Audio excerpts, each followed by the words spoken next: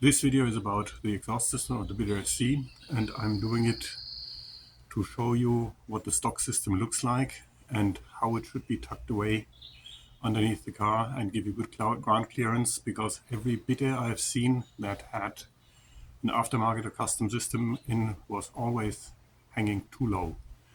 And I will show you the system on the ground and then how it looks like installed in car.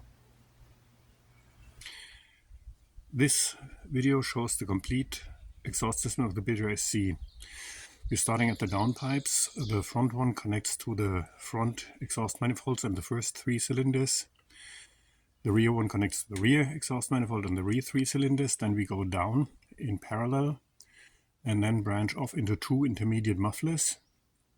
Then go back to parallel and go into the rear muffler. I'm now going to show in a bit of a shaky part of the video again certain things that are important to the system. And every time I see a Bidder that got a custom exhaust system, it hangs way too low. And there are certain things that I'm going to show you now that if you have a custom system made, you need to watch out for. So this is where we connect to the manifolds. You see how they tuck behind each other, and the one from the right branch is crossing over a bit. There are no exhaust donuts. I don't even know what that is, but I'm constantly being asked for exhaust donuts. There are none. This connects directly to the muffler. What you need to carry over from your old system is the 2 flanges that actually push the exhaust pipe onto the manifold. Coming back from the exhaust manifold now, we're going down to a parallel section, and this is where you would weld in your catalytic converter. There is no system where there is one included or that is set up for it that fits the Bidder. The later generators do have catalytic converters, but they also have different flanges and different manifolds. So for the Bidder you need to have your shop or do it yourself weld the catalytic converter into this parallel section. Then we turn to the middle of the car and see these 2 intermediate mufflers. And if you look closely, I can show it from the side.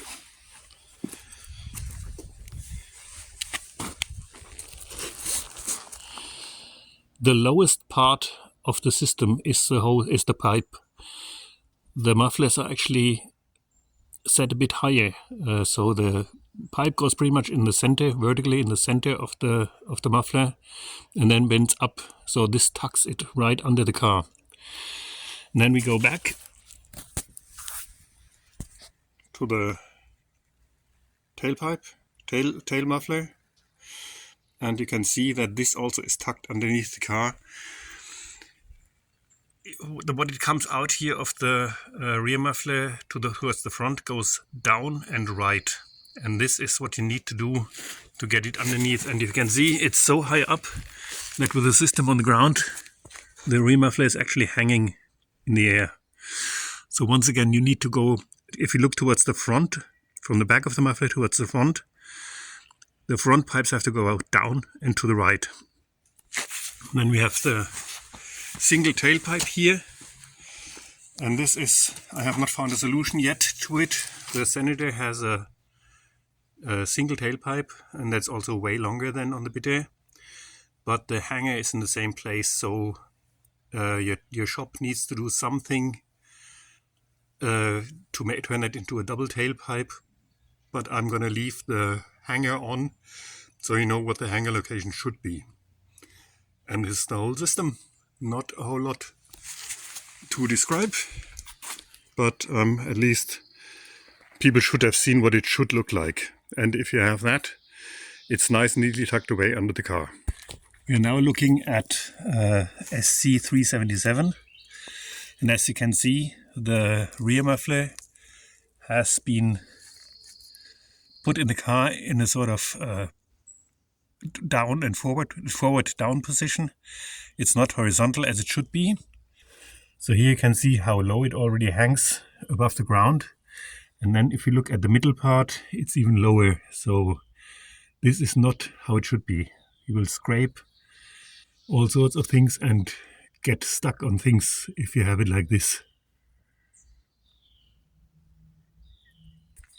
In contrast to this, we are now looking at 356, which has just gotten a new stock system.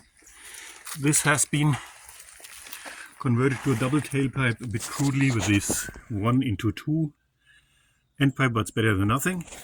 And as you can see, instead of almost parallel to the tank, the rear muffler hangs in there horizontally. And then it goes down and to the right, goes underneath the differential.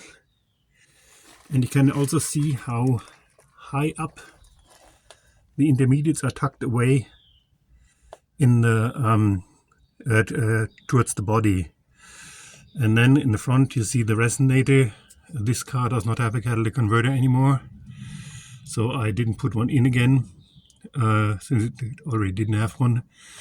And you can see that too, where your catalytic converter would be, is tucked nice and neatly up to the body of the car. So there's a lot more ground clearance with the stock system than with any aftermarket or custom-made system I've seen on the Bitte. They are all hanging way too low.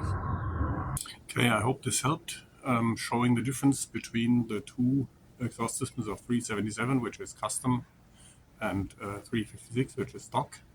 How much better and with more ground clearance the stock system fits to the car. And I always have some systems here, although I'm currently running low, and the middle pieces are 6 feet long, 186 or something.